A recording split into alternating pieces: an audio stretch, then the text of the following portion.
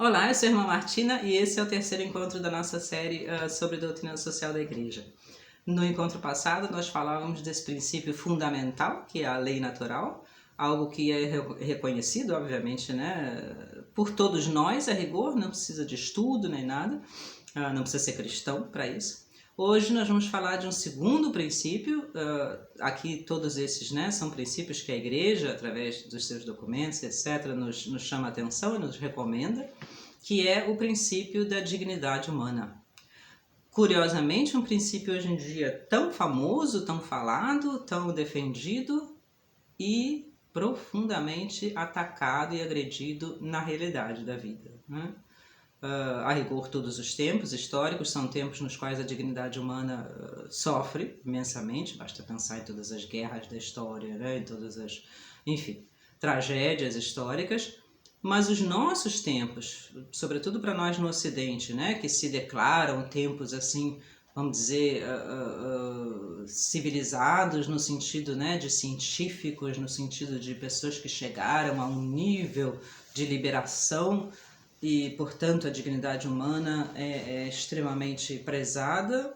Basta a gente ir num hospital, basta a gente ir num asilo, basta a gente ir, enfim, né, em lugares, inclusive, que tem muito dinheiro e muita tecnologia. Aqui na Alemanha a gente vê isso muito nos hospitais, são hospitais bonitos, né, muito mais ricos do que os nossos. A pessoa humana não é necessariamente bem tratada no sentido justamente da dignidade humana, né?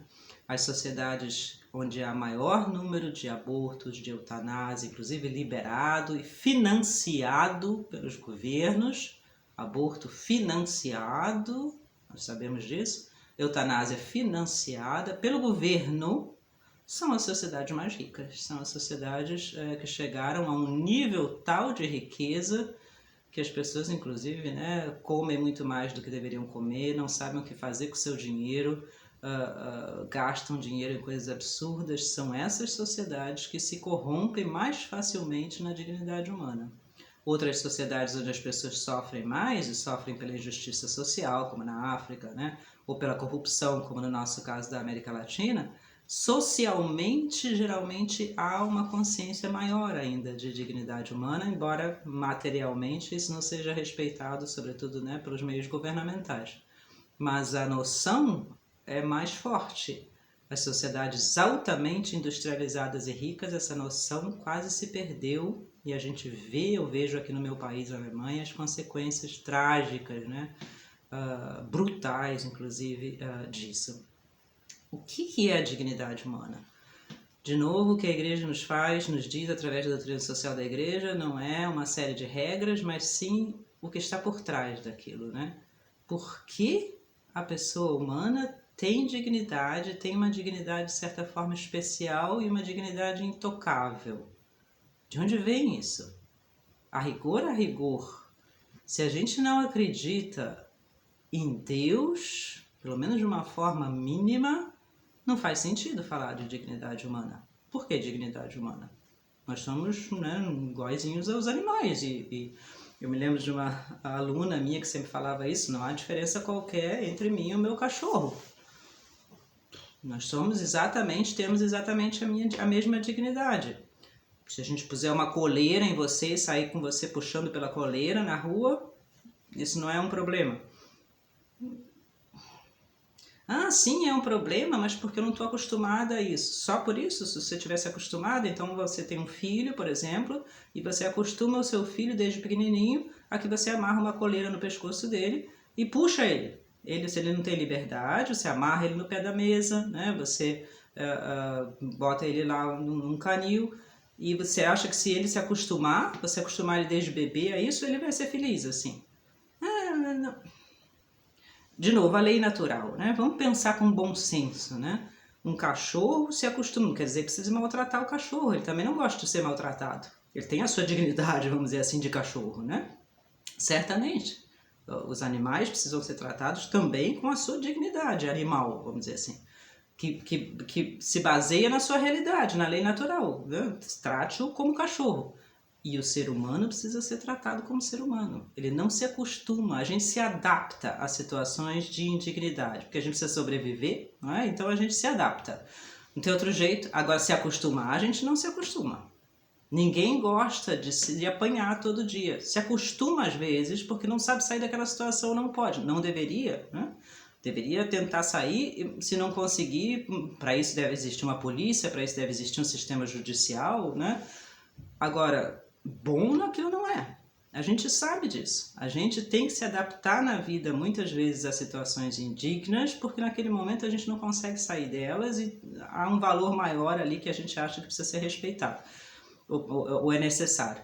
Agora, se acostumar a elas, a gente não se acostuma. E se a gente se acostuma, a gente, então, perde, né, a saúde mental. A pessoa que se acostuma a viver numa posição de indignidade já não tem mais saúde mental, ou que quer aquilo, né? Mas de onde vem essa dignidade? Vejamos que sempre que a gente fala de dignidade humana, a gente a rigor, está falando de uma coisa espiritual. Porque a dignidade material, sim, isso a gente comparte com os animais e com o resto do mundo. O animal precisa comer, mas a gente precisa comer, né?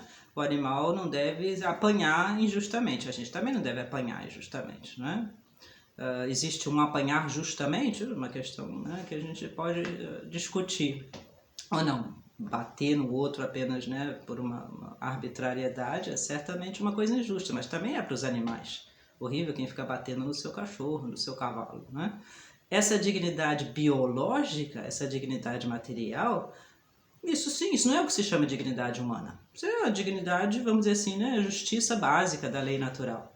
Não, o homem tem uma dignidade especial. É isso que se chama dignidade humana. É isso que a gente está se referindo quando a gente diz que a pessoa não só não deve apanhar e não deve ficar sem comida, mas deve também ser tratada, por exemplo, com respeito. Deve ser tratada com amor. Deve ter a sua liberdade garantida. Isso são todas coisas espirituais. Deve ter a possibilidade de buscar na vida aquilo que lhe faz feliz.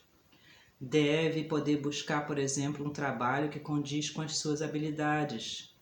Deve, por exemplo, ganhar suficiente não só para comer e ter uma casa, mas sim para poder passear, para poder ter tempo de descanso, para poder fazer uma atividade artística. Isso tudo tem a ver com o nosso espírito, isso não tem a ver com a nossa parte biológica somente, né? Não é questão de dar para a pessoa uma comida, esse é o sistema comunista, né? O marxismo, como é materialista, filosoficamente materialista, o que ele defendia, a gente diz assim, porque hoje em dia, né, quem acredita ainda nisso é que realmente é completamente anacrônico depois do século XX. É que nem acreditar no nazismo, né? Mas enfim, o que o comunismo dizia na sua filosofia materialista é a pessoa, a rigor, precisa de comer e precisa, né, de dormir em algum lugar. E o resto é animal, é biológico, né? Então você organiza a sociedade através de um governo ditatorial que vai dar mais ou menos, todo mundo pode comer e todo mundo tem, né, um cantinho lá que você mais ou menos pode dormir, não precisa nem chamar de casa. Se você fizer isso, está todo mundo contente. Vai olhar a história dos países comunistas, né? Olha hoje a Coreia do Norte, por exemplo. A gente não sabe nem nada daquela pobre gente que mora na Coreia do Norte, né? E vai ver os países comunistas que, de certa forma, estão saindo dessa miséria, como a China, na verdade, através de contrariar esses mesmos dogmas, né? Porque senão não sai disso. Não, a pessoa humana não precisa só comer e ter um canto para dormir. Isso é biológico, isso é animal. Isso o cachorro está contente com isso. A gente não. A gente precisa ter liberdade, a gente precisa ter estudo, a gente precisa ter cultura, a gente precisa ter arte, a gente precisa rir, a gente precisa ter a criatividade, a gente precisa ter amor, a gente precisa ter relações humanas, a gente precisa ter fé. Tudo isso faz parte do ser humano. Tudo isso faz parte de ser humano, é o que se chama em filosofia o humanismo integral, não só um humanismo material, mas um humanismo realmente integral. Eu preciso de comer? Sim, claro. Mas eu preciso também de poder cozinhar, eu preciso de escolher o que eu quero comer, eu preciso de aprender uma receita nova, eu preciso, né, fazer um almoço gostoso para minha família. Isso tudo faz parte da minha felicidade, assim como o ato de comer biológico. Perdão. Na medida em que a gente acha que a gente pode organizar a sociedade e a política simplesmente materialmente, como é a doutrina marxista, nazista pior ainda, né? A gente está automaticamente fazendo a pessoa profundamente infeliz. Mesmo a pessoa que num sistema comunista tem comida suficiente, o que já é muito raro. Na Coreia do Norte, por exemplo, as pessoas morrem de fome, morrem às centenas de milhares de fome. Mas mesmo a pessoa que no sistema comunista consegue comer o suficiente e consegue de alguma forma organizar a sua vida, né, até estudar um pouco e tudo sem a liberdade normal, não é feliz. Basta ver, a gente vê a história do fim do comunismo aqui na Europa Ocidental, do Leste, perdão, na década de 80. Essas pessoas, muitas delas, a rigor, não estavam vivendo na pobreza.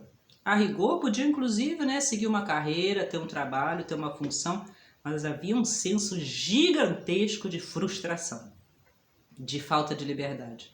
A gente é livre, é preciso ter liberdade, é preciso poder escolher, é preciso poder dizer, não, eu não quero isso, por mais que você esteja me oferecendo, eu quero fazer outra coisa na minha vida.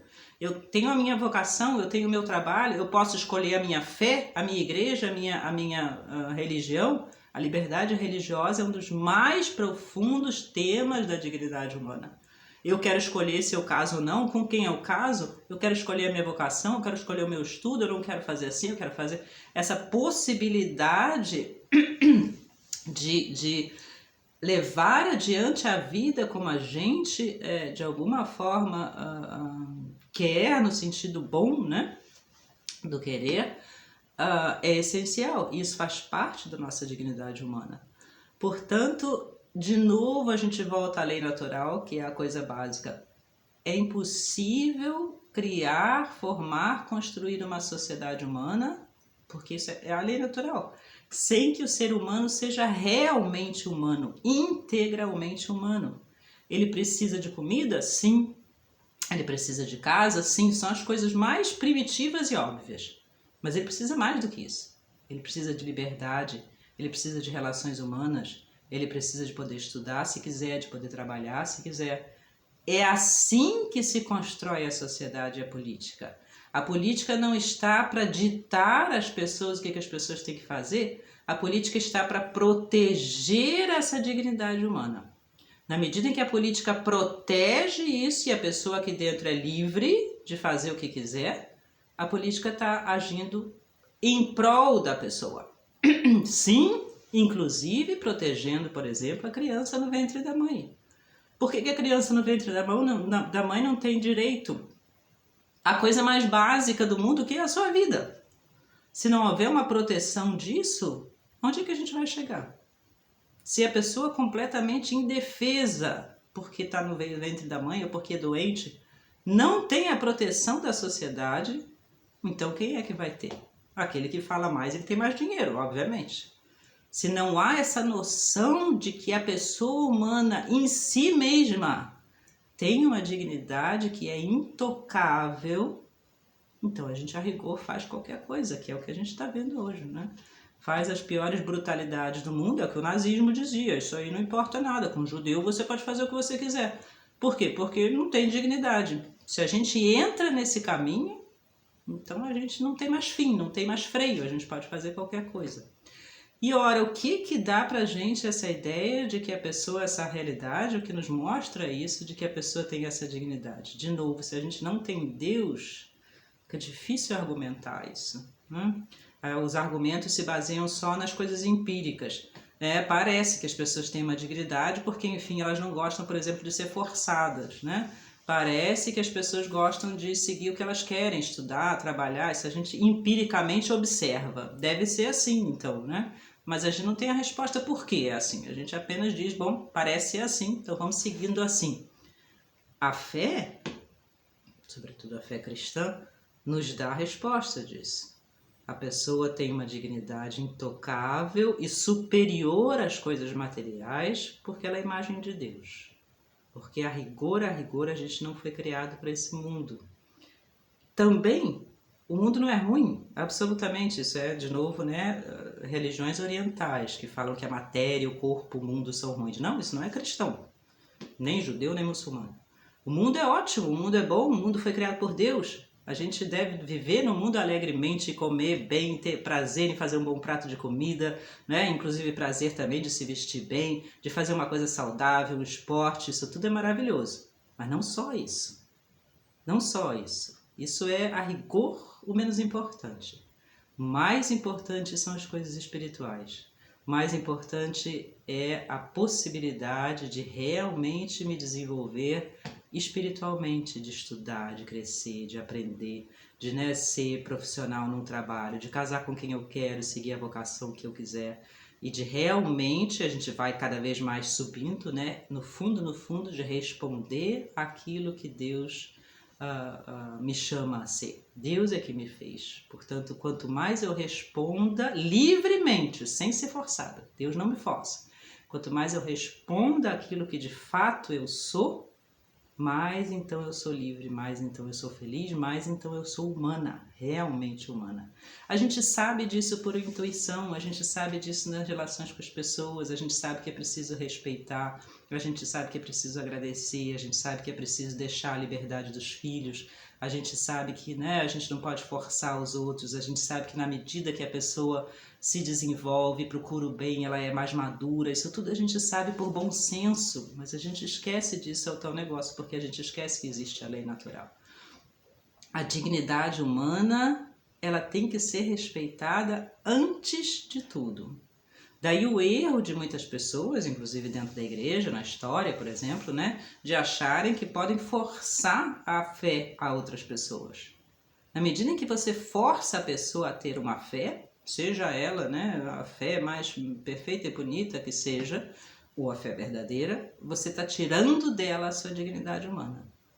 A liberdade religiosa, ela é mais importante do que você ter ou não ter a fé. Para a pessoa, para o outro, a gente tem que saber o que é importante para a gente. Mas, né, se a gente tiver uma pessoa que diz, eu agora não quero ser católico, quero ser... A liberdade da pessoa se refere à sua dignidade. No que não quer dizer que eu vou dizer, sim, qualquer fé tá boa, né? Qualquer coisa. Não, não, não. Eu creio que existe uma fé verdadeira. E creio que ela é verdadeira e que, portanto, é burrice minha não segui-la, mas eu não posso forçar isso. Isso tem que ser da pessoa, da sua alma, da sua relação com Deus. Posso falar, posso recomendar, posso ajudar, mas não posso forçar. A dignidade da liberdade, a dignidade, né, de ser respeitado, a dignidade de ser tratado como pessoa humana, mesmo quando a pessoa é velhinha, é doente, por exemplo, de ter essa sacralidade da pessoa humana. Isso é profundamente cristão. A pessoa humana é, aos olhos do Evangelho, sagrada. Por quê? Porque é a imagem de Deus. Sempre que eu me aproximo de uma pessoa humana, seja fisicamente, como um médico, por exemplo, né? Seja espiritualmente, como um professor, como um amigo, como um pai de família, eu tenho que me dar conta de que essa pessoa, seja quem ela for, não importa a sociedade, não importa o nível social, não importa a inteligência, não importa, claro, a cor da pele, não importa a religião, não importa nada. Ela é uma imagem de Deus, ela é sagrada. Deus defende essa pessoa e ai de mim se eu desrespeitar essa liberdade e essa dignidade. Porque a gente chega ao ponto hoje em dia do aborto ser financiado pelo Estado. A gente chega ao ponto aqui na Europa da eutanásia ser visto como uma coisa boa. Vê como as coisas estão completamente, realmente, né, trocadas e pervertidas. Como é que a gente quer construir uma sociedade boa, livre e feliz com base nessas coisas? O mínimo que a gente tem que respeitar, antes ainda de ver se a sociedade é rica, estudada, etc., é a liberdade, a dignidade de cada pessoa humana. Na medida, claro, né, do possível isso. O exemplo que eu queria dar é o exemplo de um, também, coincidentalmente, presidente americano durante a Segunda Guerra Mundial, chamado Franklin Delano Roosevelt, que era aleijado. Ele teve pólio, ainda como, não na juventude, mas como homem ainda jovem, e, no entanto, tinha dinheiro suficiente para se aposentar e viver a vida inteira, enfim, né, como pessoa doente. Ele não podia mais andar, ficou aleijado das duas pernas. E, no entanto, seguiu adiante a sua carreira política e chegou a presidente dos Estados Unidos. Não era uma pessoa de vida santa, por exemplo, não era um marido fiel à sua esposa. A esposa é muito famosa, fez uma pessoa de muita obra de caridade, Eleanor Roosevelt. Mas ele tinha, e isso é o que chamava atenção, e por causa disso ele era muito querido, essa noção claríssima da dignidade humana. Inclusive, né, toda a sua presidência foi feita nesse sentido. Ele era conhecido por ser um grande incentivador, por exemplo, de escolas para as pessoas, né, de sistemas justamente para que ajude as pessoas doentes, de integração social para todo tipo de pessoas.